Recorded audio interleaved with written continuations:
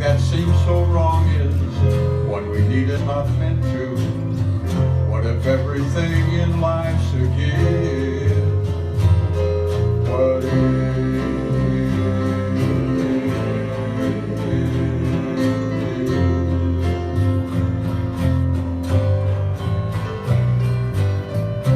life's a question, a tale untold?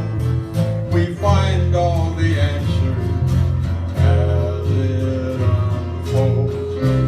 I have learned by trials and tears that faith is my freedom and is stronger than fear. What I have been afraid of, maybe that's the stuff dreams are made of. There's more to the picture than we can see. We're part of a tapestry. It's a beautiful story. Isn't it beautiful? What if everything that makes us sad turns out not to be so bad? Everything that seems so wrong is what we needed all along. What was just not meant to? What if everything in life's a gift? What if?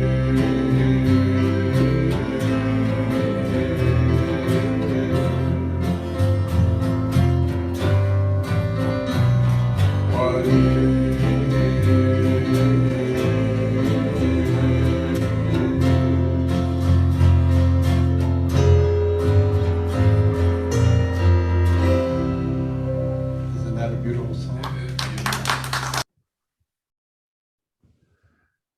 So welcome everyone, and thank you for joining us. I'm Reverend Jerry Fetterly, the spiritual director at First Church of Religious Science in Vallejo.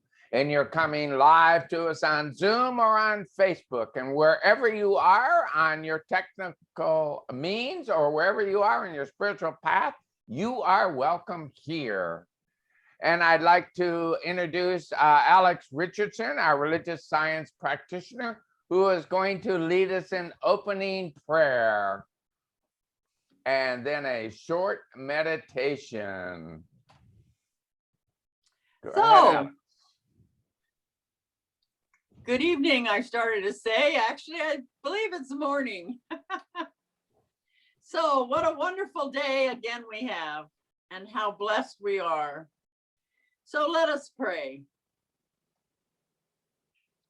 I bless all those who need to take that next step, that next perfect step from the getting back to getting out of the COVID. I send courage to put that first foot forward. I bless those and honor those that love, care for, and protect those around them. I'm honored to know that my whole life is covered with the energies of those kinds of people. I bless our beloved speaker today, our own Rev. Jerry, who's speaking on spiritual quest. I give thanks to all who have tuned in today, especially may I say congratulations, because sometimes tuning in isn't always the easiest thing in life, but we do it.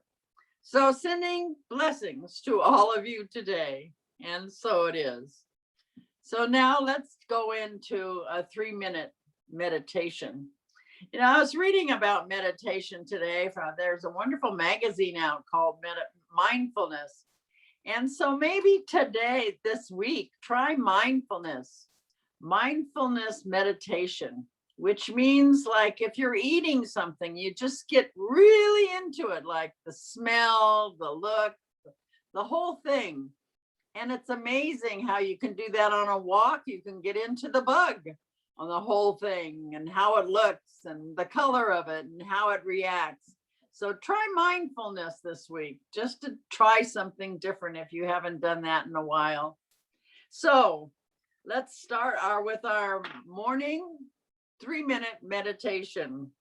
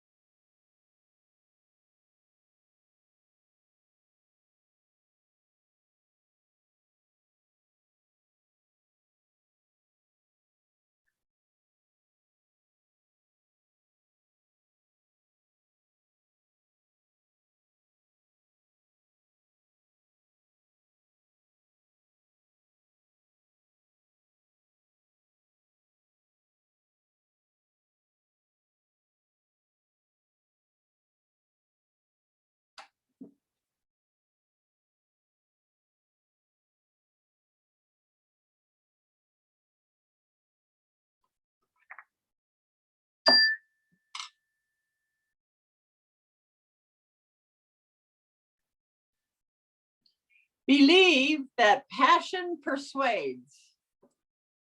Everything in life responds to the song of the heart by Ernest Holmes.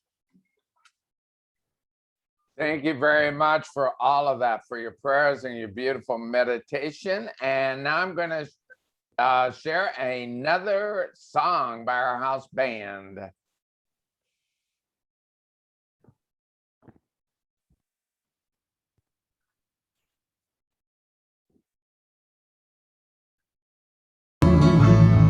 I want to see you. Open the eyes of my heart, Lord. Open the eyes of my heart. I want to see you. I want to see you. To see you high and lifted up, shining in the light of your glory. Pour out your power and love as we sing, holy, holy, holy. Open the eyes of my heart, Lord. Open the eyes of my heart. I want to see you. I want to see you. Open the eyes of my heart, Lord. Open the eyes eyes of my heart, I want to see you. I want to see you high and lifted up, shining in the light of your glory. Pour out your power and love as we sing, holy, holy, holy. Holy, holy, holy. Holy, holy, holy. Holy, holy, holy. I want to see you. Holy, holy, holy. Holy, holy, holy. Holy, holy, holy. I want to see you.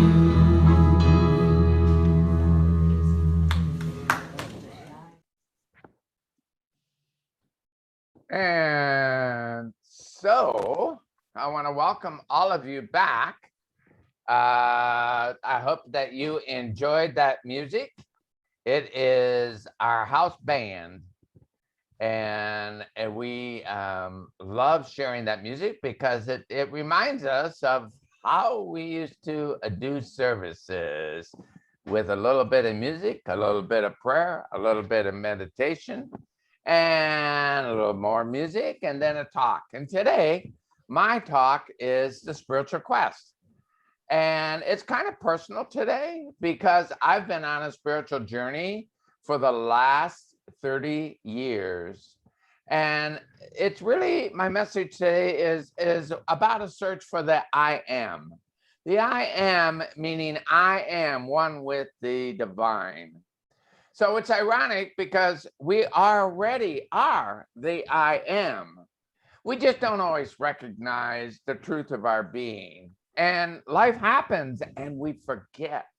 So I am sharing my story as a seeker today who answered the call. And maybe you'll relate and see some similarities to your own journey. Or perhaps it'll encourage you to dive a little deeper into your belief system. So last week I spoke about the soul's call, and Harry Moody's and David Carroll's book, they talked about the 5 stages of the call of the soul, and that one leads into the other. And the first one is the call, and the next is the search, and then it's the struggle. The breakthrough is the 4th, and then the return. So those are the 5 stages of the soul. And last week I did the call. Today it is about the search. It could be called the hero's journey, couldn't it? So Rumi wrote, he said, what you seek is seeking you. Is that not amazing? Our awakening is when we have heard our soul's call, and this time we answer. That is the beginning of our hero's journey. Now, the hero's journey, some of you know, was described in Joseph Campbell's writings, and it was that time where it begins with the call to adventure. It's in the known world, which is very much the top of our world. And then it's moving through a threshold into the unknown, which is this great mob. It's kind of like an iceberg, isn't it? The iceberg is you only see this little bit on top, and it's the base down below. That is our unknown. And these are the challenges, and our transformation before the return to the known is to go into the unknown. So at the beginning of the quest, we search for guidance. Our GPS into the unknown. We're looking for something that'll show us the way. There are so many choices. It's like an endless maze of possibilities. Well, what you see is what you see with. So what are your eyes are you using? Are you using the mind's eye, the heart's eye, or the eye of the soul? Carl Jung said, who looks outside dreams, who looks inside awakens. So the soul's call is this deeply intimate, challenging, powerful, and beneficial work we are invited to do daily. And it has global benefits because when any one of us awakens, it affects and evolves the global consciousness. So we have a role to play, not just in our own awakening, but the awakening of the planet, the awakening of others. So the words of wisdom from Sufi writer Yaqub Ibn said, he wrote, "The seeking after God is an endless process, even for a saint. We must try to rediscover the friend in our hearts every moment. Our search is an attempt to keep remembering what we already know." Isn't there truth in those words? We know at this basic soul level that we are connected, but when life happens, when challenges come up, we forget who we are. We forget how powerful we are. We forget that we are connected to the one divine presence, the one divine creator of all. So when the soul calls, it is our hearing and our willingness to answer the call. Now, awakening is a unique process, and it happens to us in different ways and at different times. And much depends on our willingness. Wherever we are in our spiritual journey, as I said in the beginning, you are welcome here because we're all on different levels. We do not judge one another. We just accept and welcome you in wherever you are. So I came across this interesting article by Sherry Hurd, who she's a writer for at Learning Mind, a program. And she wrote, "Because I am a spiritual person, I can tell you many reasons behind dreams that seem real.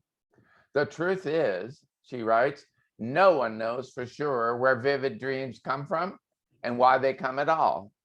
Yes," she said, "dreams can be used to send important information to someone who cannot hear those things when they're awake." Does that resonate with you? When we hear those things in our dreams that we cannot hear when we are awake.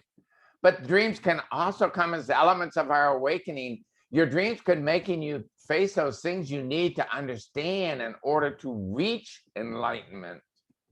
Your third eye could be pushing and trying to open the things around you. Listen carefully to those messages, however illogical they may seem. Your third eye that Sherry refers to is sometimes called the pineal gland, and it's that place where intuition, imagination, and wisdom all come together. This sixth chakra is also that connection between the world and our higher consciousness. So one night, I went to sleep a practicing Christian in the Episcopal tradition 30 years ago. I had a vivid or a numistic dream, and I woke up not believing in Jesus or God as I had been led to believe over those many years.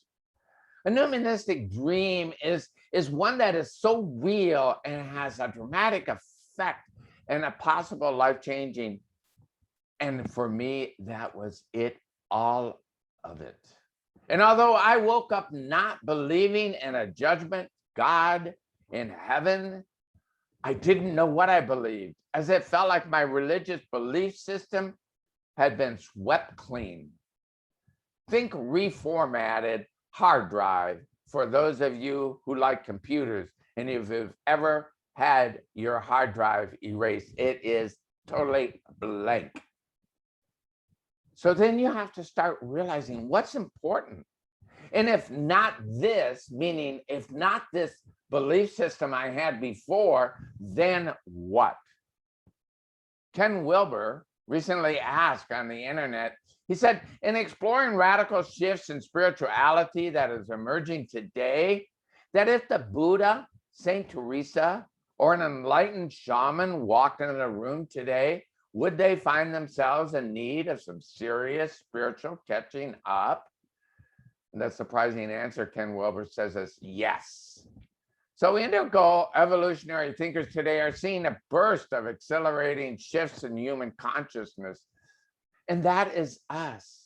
Mine started 30 years ago. Yours might have started 40 years ago. Yours might have started yesterday. Yours may start tonight.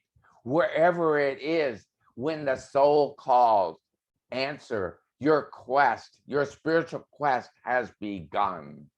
It is that beginning of that place of not knowing, of being empty.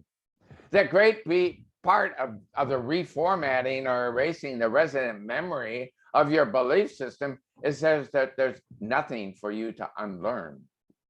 The scary part is because of the void, you know nothing. So answering the call is unique for all of us, but mine was generally started from that position that if I no longer believed in organized religion as I knew it, what did I believe in? And I had to ask the question, what is spirituality? I engaged in years of study, experimenting, and practice. I checked out so many choices of spirituality over the last 30 years. I studied Gnosticism. That is that knowing that comes from without having to know how or why. You just know it. And I read about the Dead Sea Scrolls, those lost journals that were found in caves of early writings before and after the time of Jesus. And that it wasn't always in alignment with that which was written in the Bible that was really actually put together in the 5th century.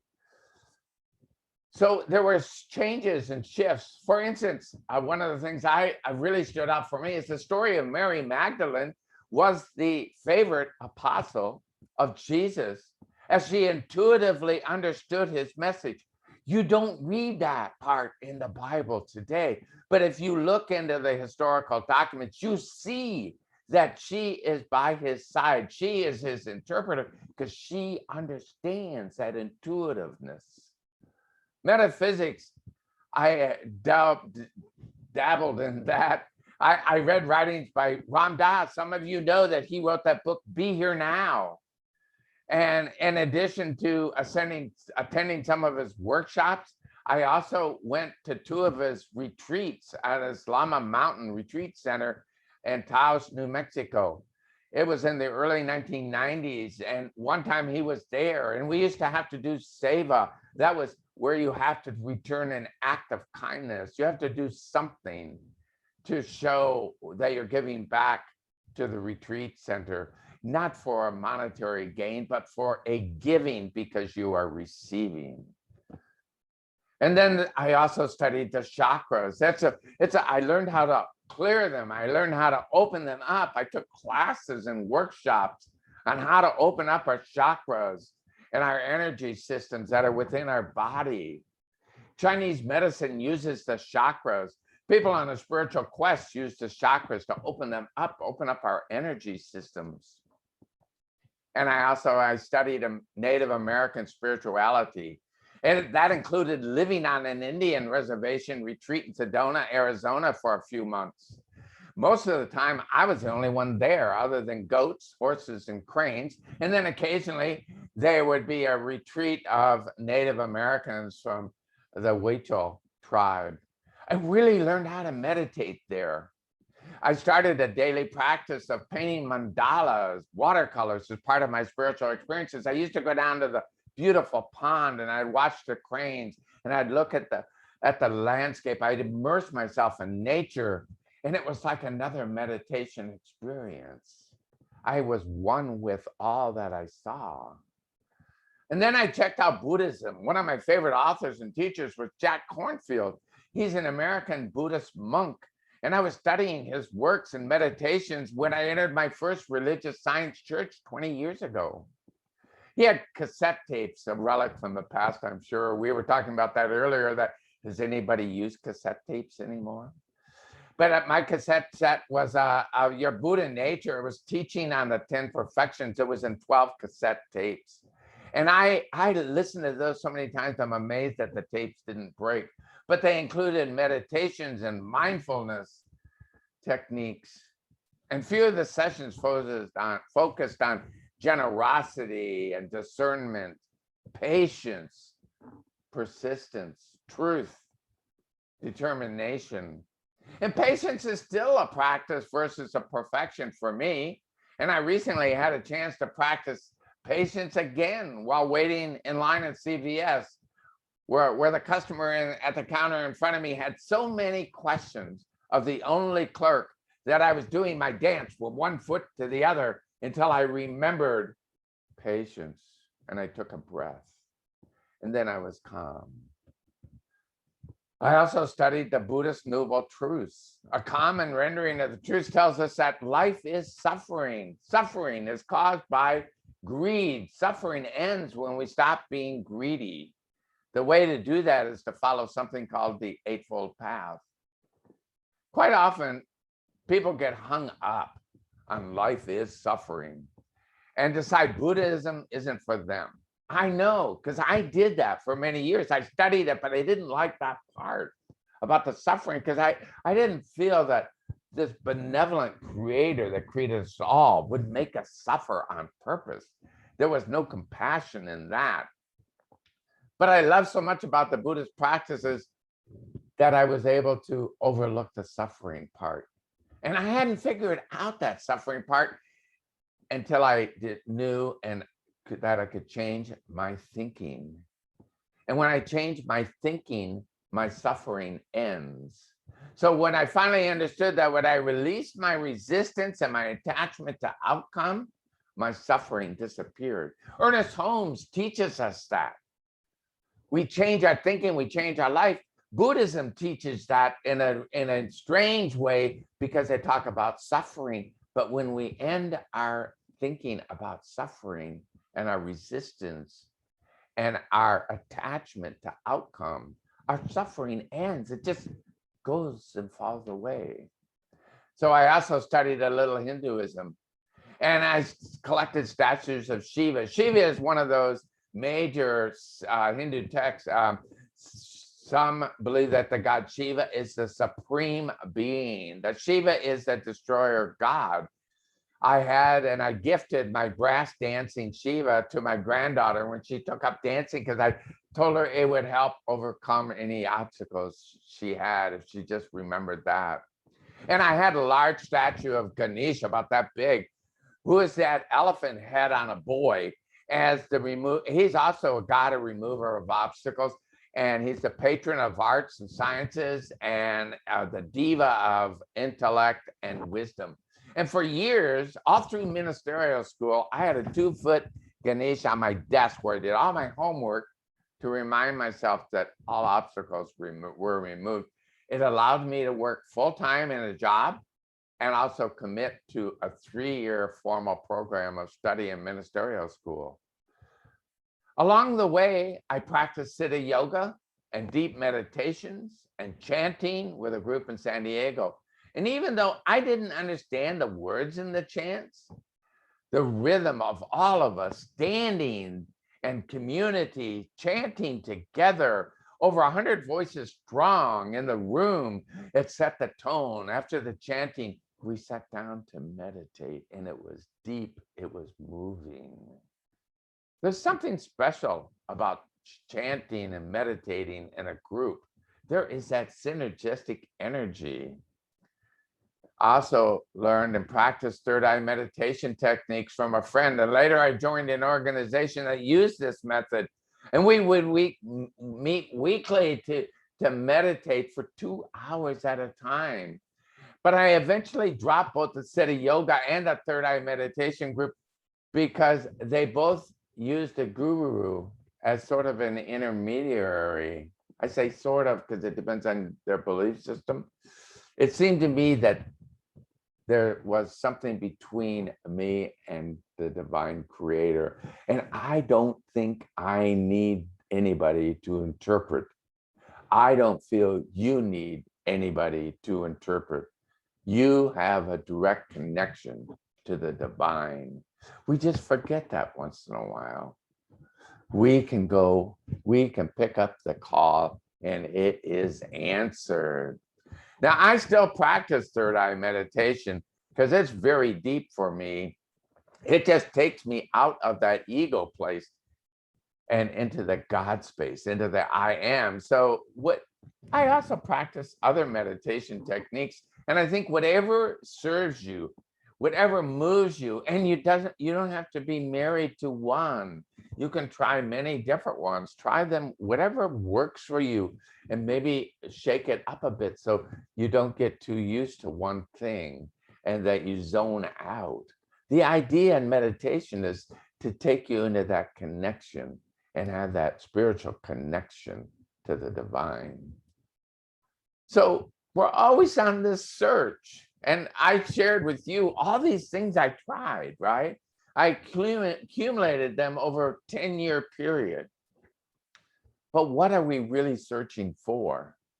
And some say on a conscious level, the search is a quest for a spiritual practice. And some say it is for like communities. And maybe both are right. I thought I was unique in my beliefs that I had collected during my 10 years of study, and I practiced it, all these many choices of spiritual practices. And then I walked into my first religious science church and I heard God speaking to me from the minister on the platform. I found that what she was saying was in alignment with my beliefs. And I was not that odd duck I thought I was, but I had matured into that proverbial swan and had found my tribe, my community of fellow travelers and consciousness.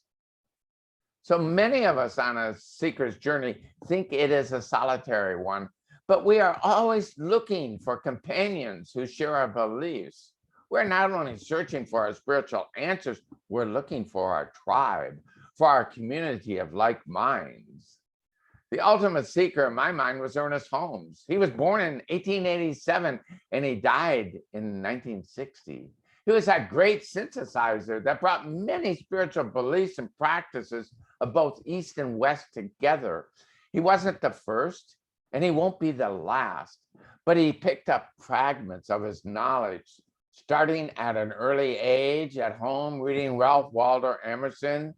And then Emerson was a leading transcendentalist. Then he moved on to Boston to study at Leland's Power School of Expression, which is why we know him as the great orator that he was. He had this formal training. And while he was there, he was introduced to Mary Baker Eddy and Christian Science, and that shows up in some of his writings. And at the age of 25, he headed to Venice, California with his older brother Fenwick, a congregational minister.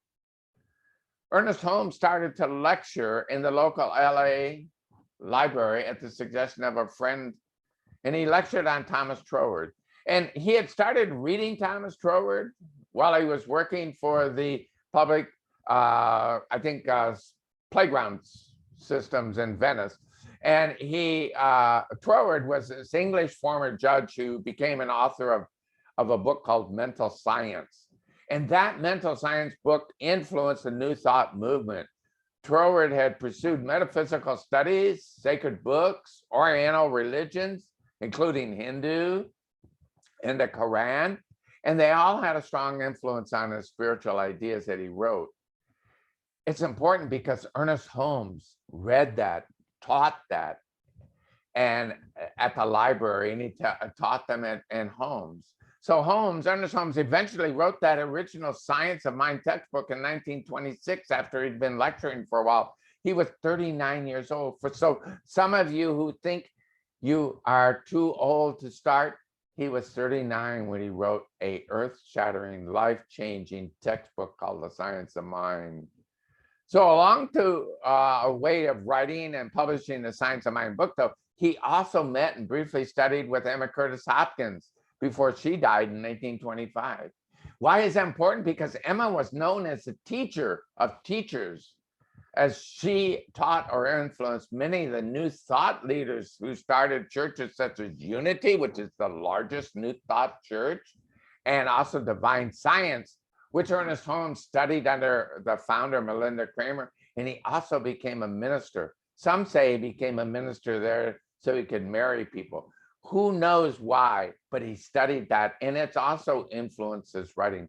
So if you look at all the people who touched Ernest Holmes' life, It's no wonder that we are an eclectic spiritual organization with both traditional Western and Eastern influences, transcendentalist, Hindu, Buddhist, etc.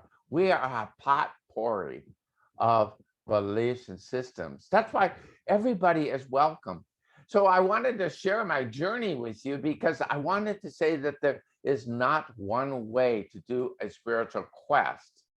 But when you find that which resonates as the truth for who you are, that is when the quest can settle down into a more of a refinement, as mine has done for the last 20 years in religious science. So many of you perhaps have already been on your spiritual journey and you have discovered your own individual paths, and perhaps you haven't answered the call yet. I invite you to listen to the ears of your heart. I believe it is no accident that we have come together today on this journey. Ernest Holmes is known for his statements that we are an organization that was open at the top.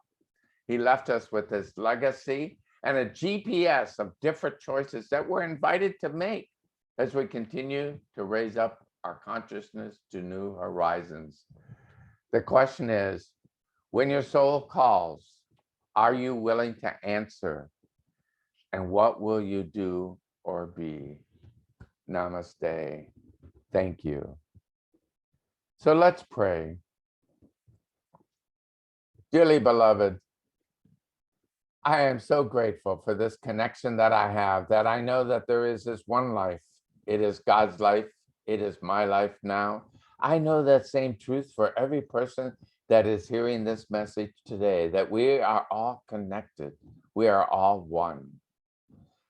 So as I know that we go about this day remembering who we are, that we are the I am of the creator of all that there is, that whatever is going on in our life, whatever disturbances, whatever disharmony, whatever appearances of disease, that we look to the perfection of who we truly are. We make our connection to the divine. We know that we're perfect, whole, and complete. So I offer up my prayers, my special prayers for Barbara Boucher and her journey to wholeness and health, knowing that she is held in the loving arms of the compassionate divine creator of all that there is. And that for her husband, Don, that he has that inner peace that comes from knowing that all is well, all is as it should be. And I know for anyone else who is suffering any pains of anxiety or disharmony, that these are solved right now, that they evaporate back into the nothingness from which they came. For it is all good, it is all God. And I give great thanks for this. My heart overflows in love, and I release my words into the universal law, for I know that they are already done, for the universe always says yes, and so it is.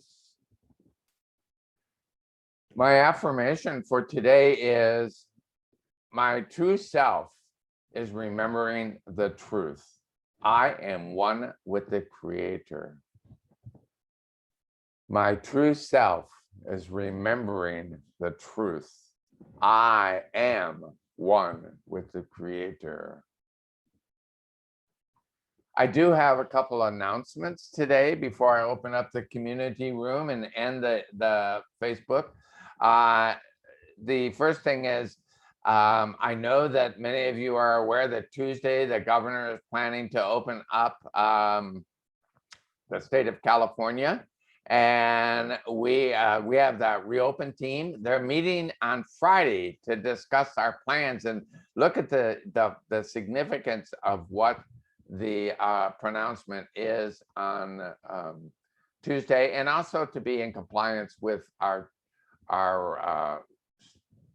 insurance company, Church Mutual, as well as our own community, those who are a little bit anxious about coming back, and those who are so ready to come back into a sanctuary, and what all that means. And then Alex is Richardson, who you heard in this beautiful prayer and meditation at the beginning. She is asking for volunteers to help her make the church ready. We have to get it ready to open up. It doesn't magically happen by itself. She's been at the church from 2 to 4, many different weekends, and she's there again today and Monday and Tuesday from 2 to 4. So join her and help open all of this up for our church. And then I want to also, for a moment, have a share a screen for a contribution, because we can't really do all of this without continuing to support our church. So this is our beautiful yellow church building, and inside it is being cleaned, it is being organized, it is being prepped and getting ready. But we need some help, both physically for Alex and financially. What we would love is if you go to our First Church Vallejo a webpage, go through online giving and use PayPal, or if you use your bank, you can use bill pay. Or the third way is send a check to First Church of Religious Science, 229 Springs Road, Vallejo, California, 94590. Or you can drop it in the mailbox of the bookstore if you happen to be in the neighborhood. So with that, I'm going to end the Facebook sharing. I'm going to end the recording.